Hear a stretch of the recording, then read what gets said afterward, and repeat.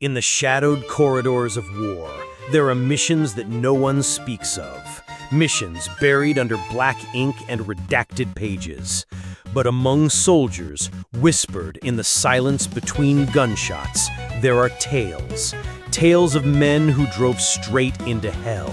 Not for glory, not for vengeance, but for the brothers they left behind. It was 1980X. Somewhere deep in the Eastern Territories, a high-security enemy stronghold had turned into a graveyard of forgotten souls. American POWs, presumed dead, were reported alive through intercepted radio chatter. The Pentagon could not act publicly. Negotiations had failed. Diplomacy was a lie. But 4 men knew better than to wait. They were elite. Veterans of countless engagements, ghosts behind enemy lines, each of them hand-picked for one purpose only, to bring them home. Their call signs were never written, but among the shadows, they were known as the Jackals.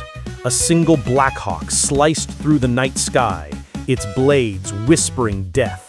Below, an endless sea of desert stretched into the unknown. The mission was clear. Infiltrate, rescue, extract. But nothing was ever simple in war. As the Jeep touched down with a roar of sand and steel, the air was electric. The stars hung in silence. The Jackals looked at each other once, not a word exchanged. They drove into the dark, into legend. The desert was a living thing. Its winds howled like ghosts, sculpting the dunes into endless waves of gold and ash. Each grain of sand carried whispers of old wars, battles long buried, blood long dried. But tonight it would drink fresh blood. The Jeep growled low as it descended the ridge, its tires sinking into loose gravel. 4 men rode atop it like shadows molded from iron. Hunter, the squad leader, with eyes like cold steel. Ace, the sharpshooter, whose fingers danced with the rhythm of war. Sparks, the tech and demolitions expert, quiet but never still. And Bear, the heavy gunner, broad as a tank, calm as death. They did not speak. There was no need. Ahead, the desert stretched like a sleeping beast, and somewhere within its belly, American lives waited for salvation, or damnation. At precisely 300 hours, the first contact came. A watchtower loomed in the dark, its searchlight sweeping lazily across the sand. Inside, a pair of enemy soldiers leaned back, smoking, unaware of the steel predator crawling toward them. Sparks raised a hand. The Jeep slowed. Hunter glanced through his binoculars. 2. Probably more. Behind the ridge, radio post nearby. Ace smirked. Lights out. A nod. Silence answered. With a flick of his wrist, Ace unslung the custom carbine from his back and aimed. A flash. A thump. The first soldier fell without a sound.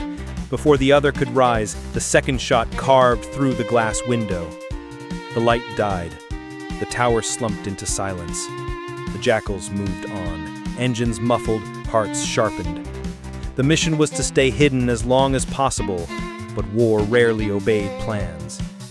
As they crossed a narrow canyon known to locals as Black Rock Throat, the radio crackled. Enemy chatter. Sparks frowned. They know something's wrong. Patrols rerouting. Then came the flares. Dozens. Red fire lit the sky like bleeding stars. From the rocks above, machine gun nests came to life, tracing bullets across the canyon walls. Bear roared from the rear turret, cutting arcs of fire through the dust. "Go, go, go!" Hunter barked, slamming his hand on the roll cage. The Jeep burst forward, engine screaming, tires kicking sand like storm surf. Above them, tracer rounds hissed and snapped. A missile struck the canyon wall just meters behind, shattering stone into fire and shrapnel.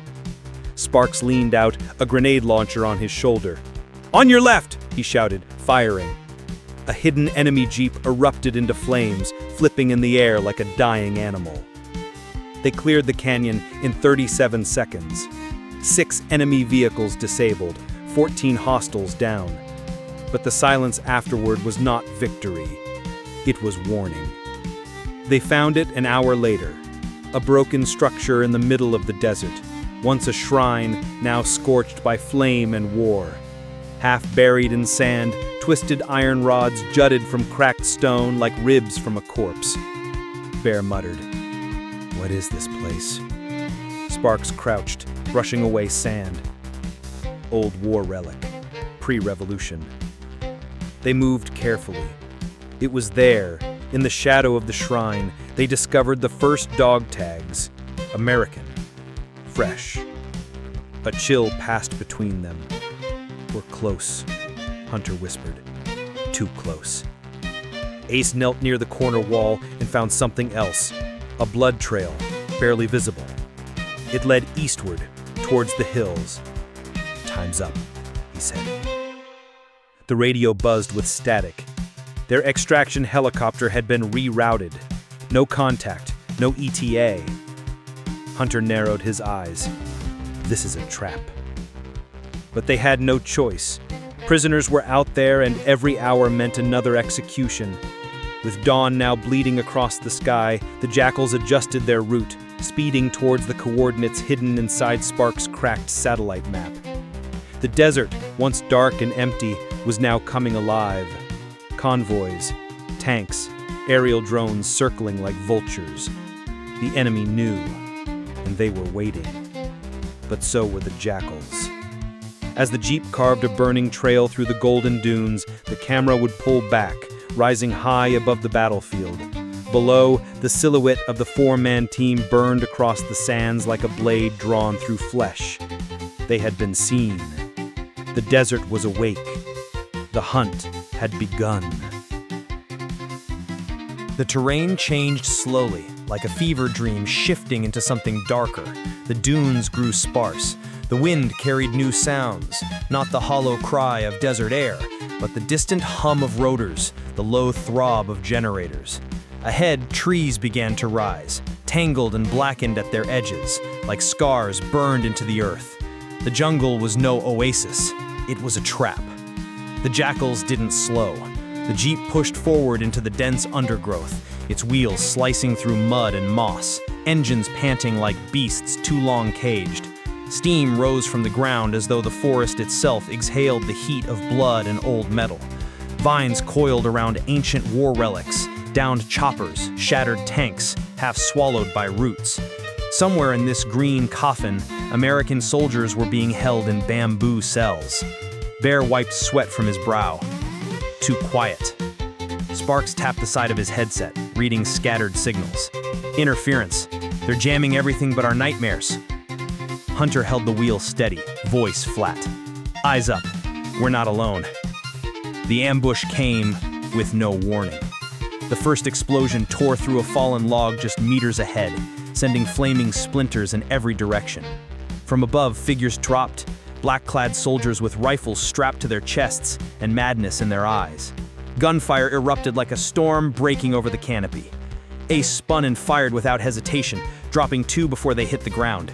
Sparks leaned out, tossing a flash charge into the trees, and the forest lit up in a burst of white heat. Bear turned the rear-mounted gun into a screaming halo of death, shredding brush, bark, and bone alike. They fought like machines. They fought like men who had long stopped hoping to live.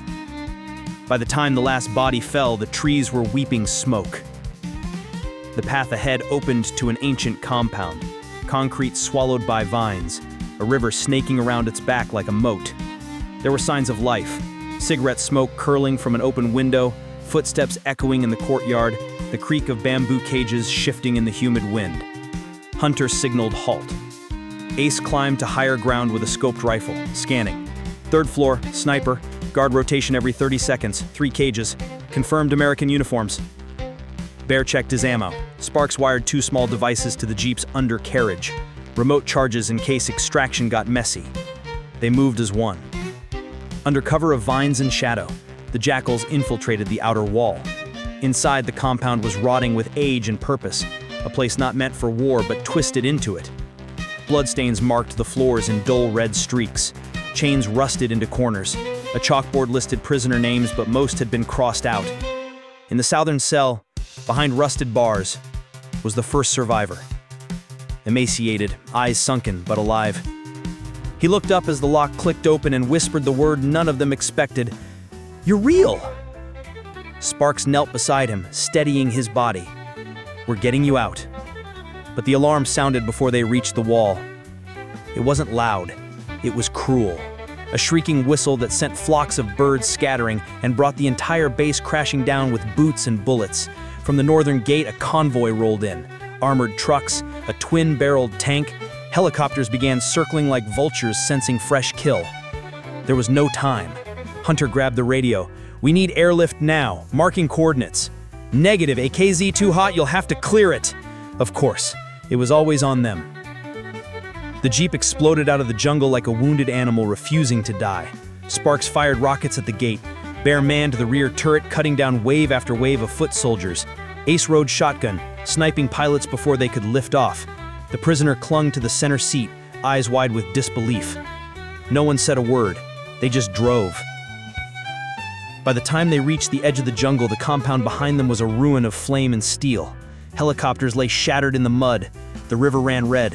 The forest burned like a beast in agony. Only one of the cages had been emptied. 2 more remained. As the sun dipped behind the trees and the sky turned a bruised violet, the Jackals paused at a quiet cliffside, the Jeep smoldering from dozens of glancing hits. Hunter lit a cigarette, exhaled slowly. "One down," he muttered. No one argued. They looked to the east where a plume of smoke curled into the sky. A new enemy facility. Another prison. Another chance. Another suicide run. They climbed back in and drove towards it.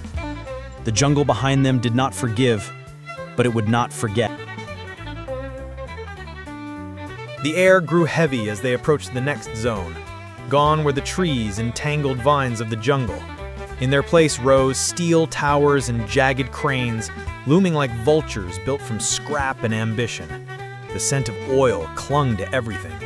The ground trembled with mechanical heartbeats, gears grinding, engines belching fire, and beneath it all, a constant low hum like the purring of some mechanical god. Sparks leaned out from the Jeep, scanning the horizon through heat-warped binoculars. Power station. Probably feeds the whole quadrant. Reinforced bunkers. No natural cover. Then we make our own, Bear grunted, checking the belts of his turret. Ace cracked his knuckles, sweat gleaming on his temple.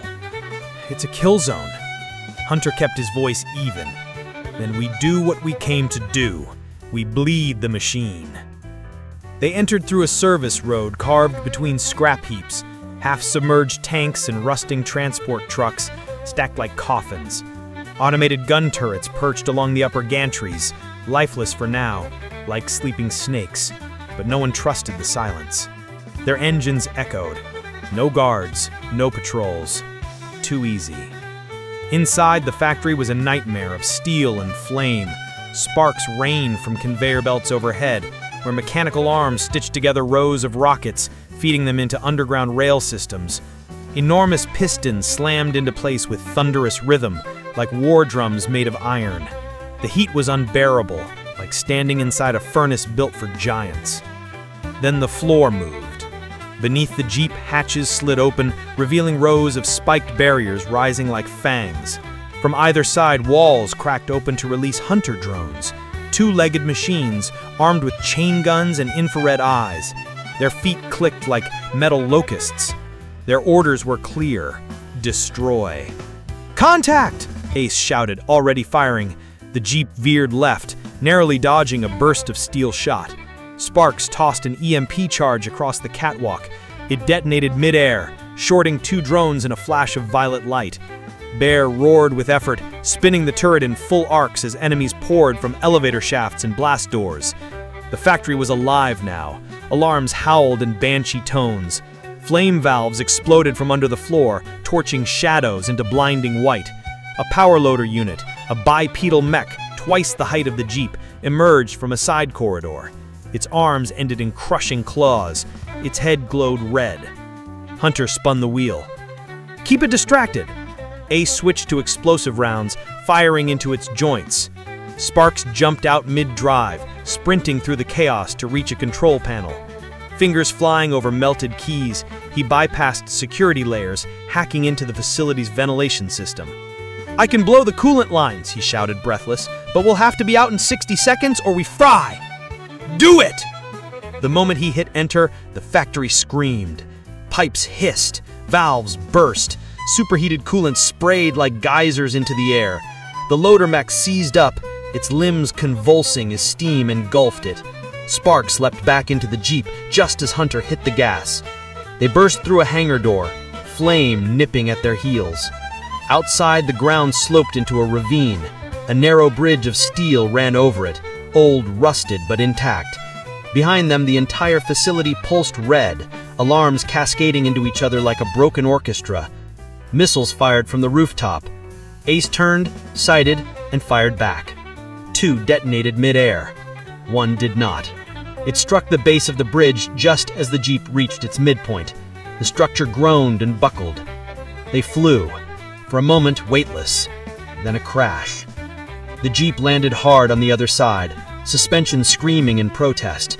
Sparks hit his head, blood trickled from his brow. But they were alive. Behind them, the factory collapsed inward. Flames leapt hundreds of feet into the sky. The bridge fell into the ravine like a dying beast's last breath. Silence followed. A silence broken only by a sound, weak, almost inaudible. From nearby, buried in a holding pen marked with the enemy's insignia, came a voice. A prisoner, bound and bruised, but breathing. Bear ripped the hatch open.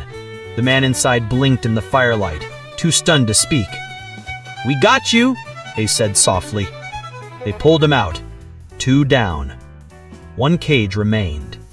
Hunter looked west. A new shape loomed there. A fortress unlike the others. Black walls, searchlights that scanned like cruel gods. The final holdout.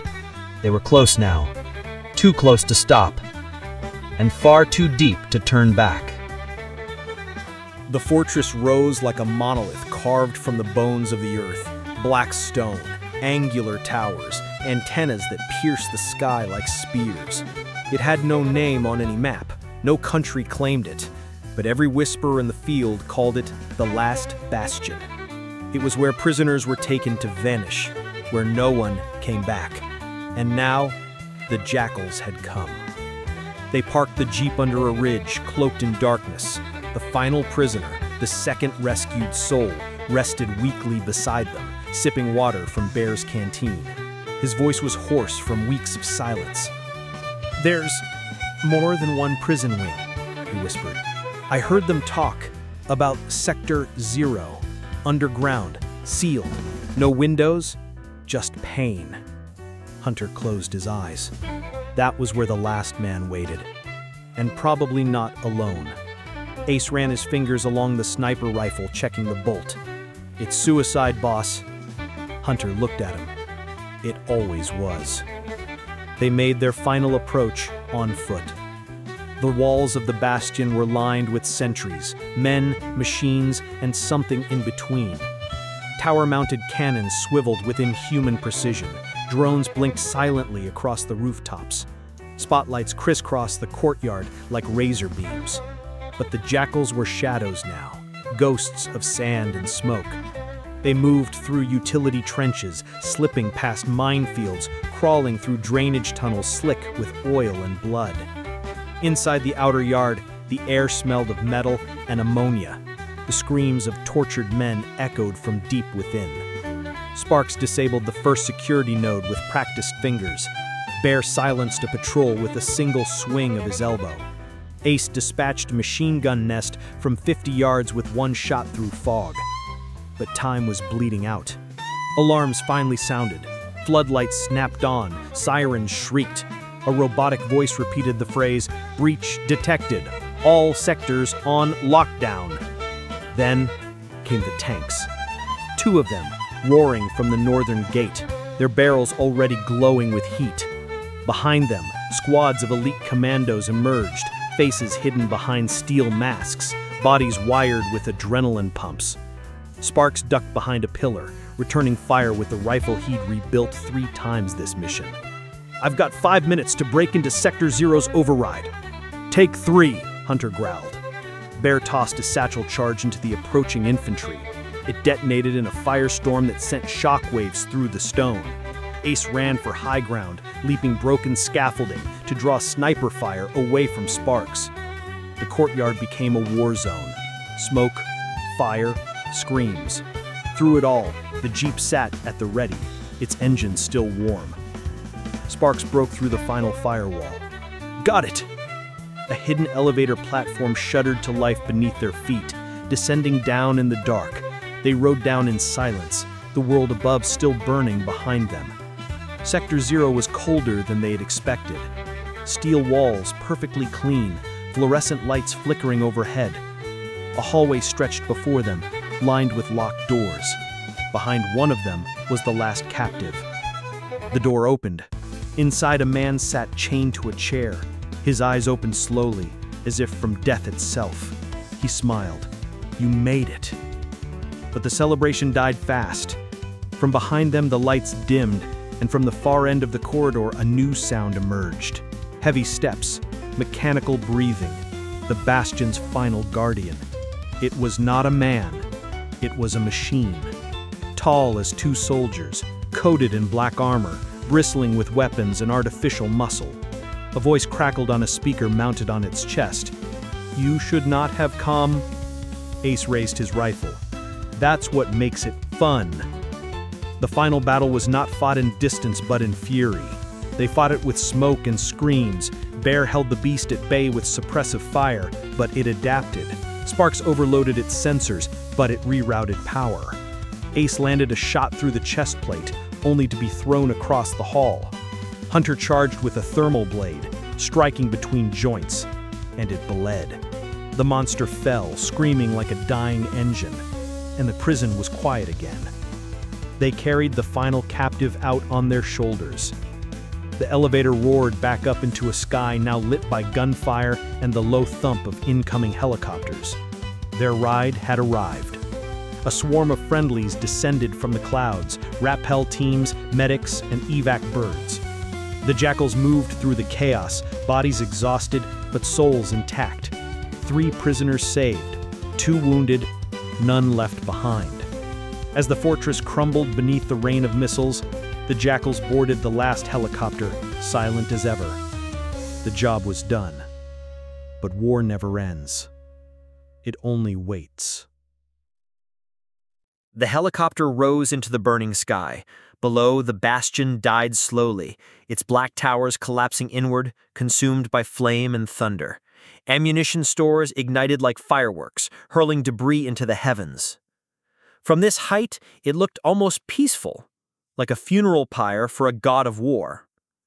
Inside the bird, no one spoke for a long time. The Jackals sat hunched in their seats, blood-streaked and dust-covered, eyes vacant with exhaustion. Across from them, the 3 prisoners, silent survivors of a forgotten war, clutched their bandaged limbs, faces half-lit by the flickering cabin lights. Sparks held a radio in his lap, its antenna bent. The only voice that came through was their own, now fading into memory. Bear leaned back against the bulkhead, eyes closed. The turret gunner who had torn through armies with fire now breathed slow and still, as if each inhale weighed more than the last. Ace looked out the window. Somewhere beyond the horizon, home waited. But he no longer knew what that meant. Hunter sat nearest the door, his hands still wrapped around the grip of his sidearm. Not because he expected another ambush, but because part of him could not put it down, could not let go. The mission had succeeded. Officially, there would be no record. The Jackals would disappear back into classified files and forgotten photographs. No medals, no parades, no one would know what they had done. But 3 men now lived, and that was enough. As the helicopter disappeared into the clouds, the desert fell into silence once more. The jungle smoked in the distance. The factory was a tomb of steel and wire. The Bastion, gone. Only the sand remained. And the ghosts.